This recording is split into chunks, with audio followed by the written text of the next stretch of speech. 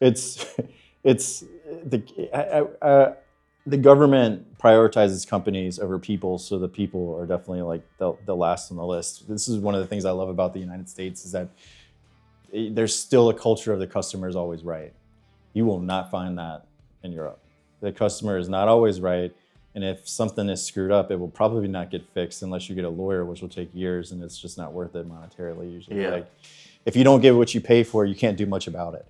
So you better be on top of it as it's happening in Europe, and especially in Germany, to get it taken care of. So if you have somebody come paint your wall, you better be watching what they do as it's going on to make sure it gets done right, because if they come in, tell you one thing, and then put one coat of primer on and say I'm done and take your money, you're not getting your money back.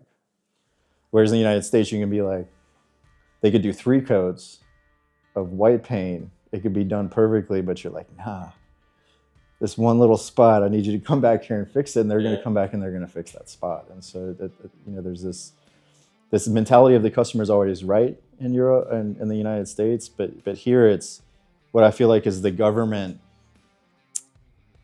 confuses everybody, so the only thing that they can say is, oh, it's the government that's doing this, but it's so obfuscated and confusing that you can't point to anything specifically. So then the people point their fingers at the company, and the companies end up having the people point the fingers at each other. And so like it's just a bunch of people pointing the fingers at each other instead of the real accountable person at the top, which is the government. Like, but they can't have any accountability because they're just behind all these curtains. Kind of close out our segment. Yes. I would say from my personal experience working in the United States, working in Germany as an employee, as well as being a business owner in the United States, there are definitely some positives and some benefits to the German employment system. We've talked about, some differences, maybe some cons. In my own personal situation, to be really fair, considering that I spent 20 years of my life in Germany, obviously that shaped my career, it shaped who I am. I can honestly say from my experience that I think Germany as a country has a pretty strong healthcare system in comparison to other countries like the United States. I think the US healthcare is really in shambles. I think there's a good argument to make for the taxes that you pay in Germany go towards providing that care, right? But I think there could still be a better balance of that. I don't have a problem paying taxes. I have a problem paying too much tax, right? Especially value-added tax at 19% in Germany on goods. It's in Croatia, it's 25%. It's ridiculous, right? Every time you go to buy something, it's going to have that 20% added to it. You're just in your head, you're like,